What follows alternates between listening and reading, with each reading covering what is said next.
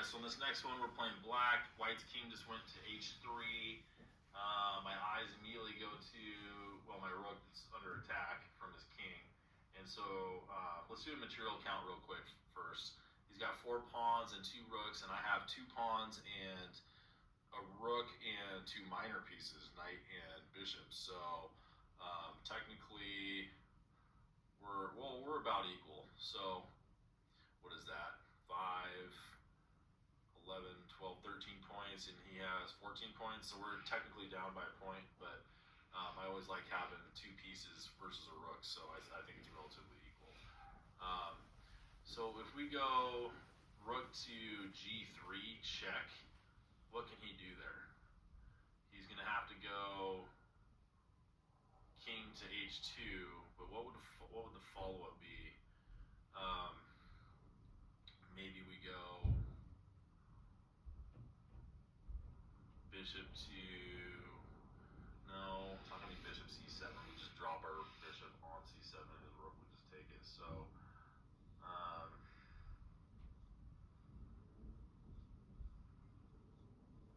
these rook knight combos are usually pretty interesting because you can usually juggle some pretty cool mates with them, like Arabian mates and things like that in the corner. So kind of thinking that's gonna be the formation. Okay, here we go. What if we go rook to g3 check, and then he has to go king to h2, but then we follow with bishop to d8. So we're striking at that pawn on h4, because what I'm thinking what's gonna happen is it's gonna be like one of those Arabian mate structures where we're gonna take on h4, and then the knight is going to be the one delivering the checkmate, but the rook's going to have to be supported by something, which could be the bishop. So rook g3 check, king h2, bishop to d8. It's not very forcing though, but bishop to d8 does keep his rook from coming down on c7. So maybe we're just setting up a mating net.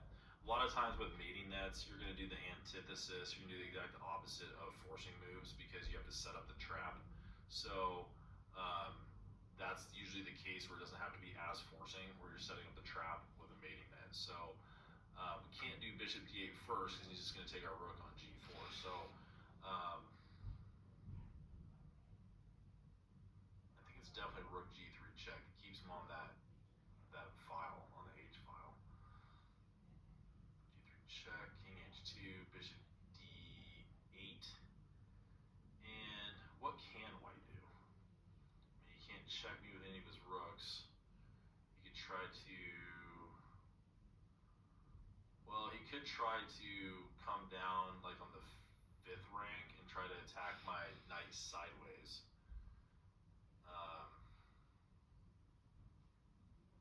Which is a good idea because my knight supports my rook there on g3. So even if I took back with like bishop takes h4, then he would have rook takes h5.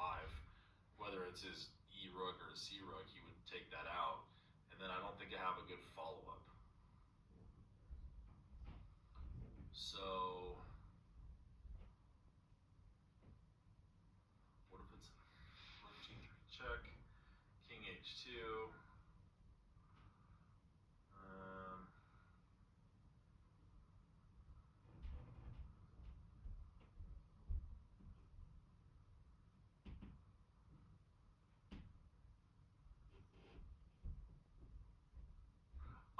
check this out. This is kind of a cool juggling act. So it's a different type of tactic. I think I just played around with the knight a little bit. So what if it was rook g3 check, king h2, and then instead of thinking of mating nets with like bringing my bishop down to d8 and attacking on h4, what if we just drop our rook essentially by going knight takes f4 and kind of offering our rook as a sacrifice?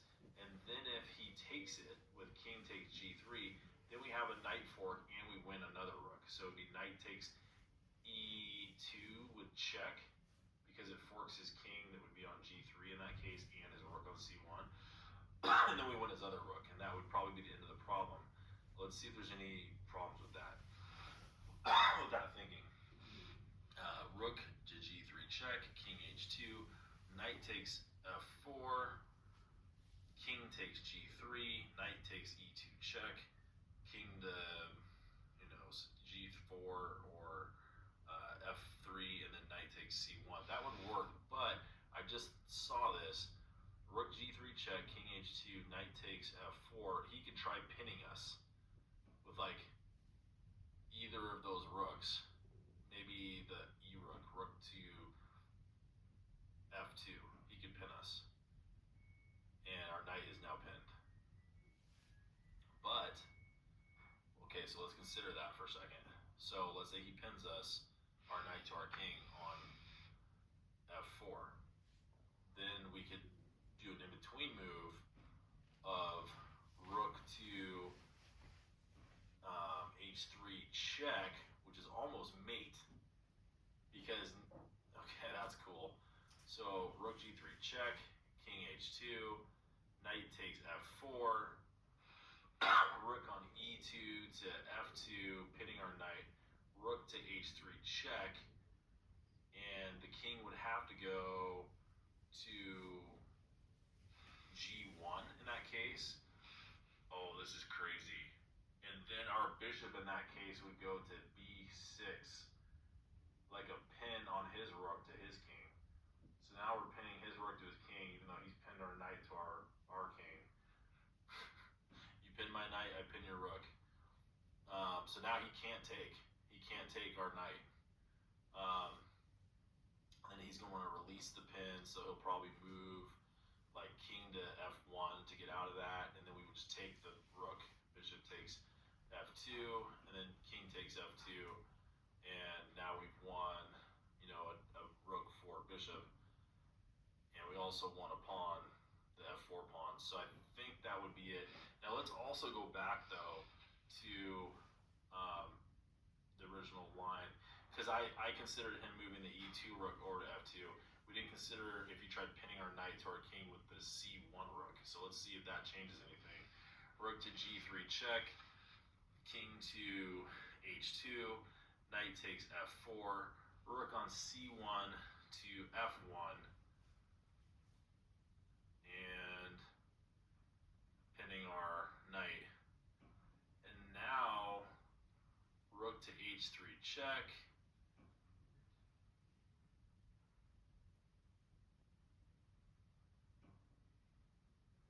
king to g1.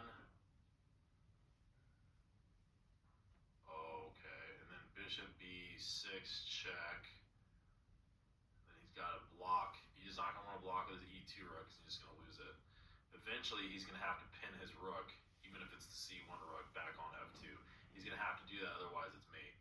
Because our knight that's on f4 in that case covers the g2 square, our rook covers the h file. So he literally has, it doesn't matter which rook he uses, it's going to have to be interfered. It's going to basically have to block the diagonal for my bishop that's on b6 running all the way to g1. All right, now that we calculated all that, that's kind of crazy, guys. It's a crazy calculation because you got to see all these different forks. You got to see that original fork line. You have to be willing to sacrifice your rook and realize that there's a fork that wins you a second rook. And then knowing that they're not going to do that, because we always assume our opponent's going to make the best move, then you have to calculate like a mating net from that. And then he uses interference to get in the way of your bishop being able to do it. And then you win his rook for your bishop, and then you're up a piece and a rook and a pawn for a bishop. So let's go ahead and move it now. Rook to g3 check, king to h2, knight takes f4. Oh, he moved rook to e5. So that's the move the computer did. I love how he went through this huge line and it's something completely different. Okay. Well, I don't think that changes anything. It's still going to be rook h3 check, right? Because then if he goes king to g1, we're still going to do our bishop to b6 move. And then he's going to have to go king to g1, or king f1, I mean. And then what do we have from there?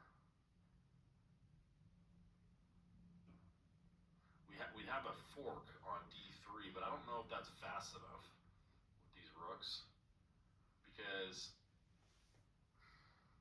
he could get out of that with an in-between move like rook to f5 check, and then, I think he can wiggle out of that. So let me see if there's something more forcing here.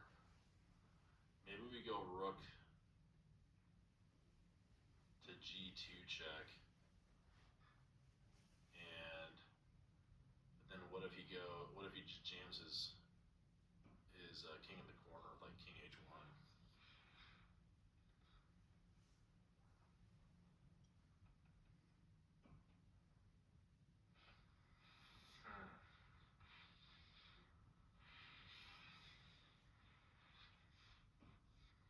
Yeah, what if he just goes king h1?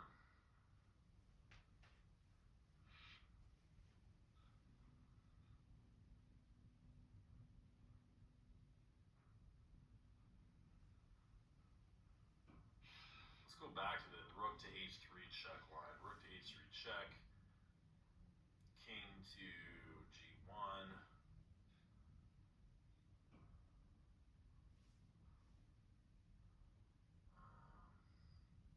Knight to e2 check just drops our knight to the rook. The rook would just take our knight.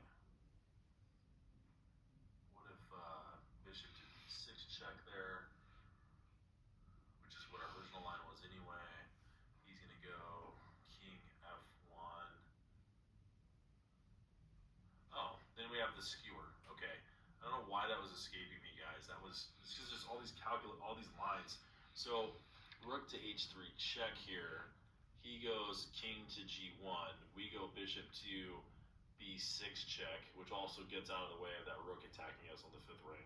He goes king f1, and then we skewer him with rook to h1 check. And, well, it's a mate. That's actually checkmate. So let's go ahead and make that move. Rook to h3 check. And that's going to be the end of the problem. So that's plus 5 points. That's a 2152 rated problem, guys, at a 44.3% pass rate. I can understand why that is a low pass rate. That was a tough puzzle. On to the next one.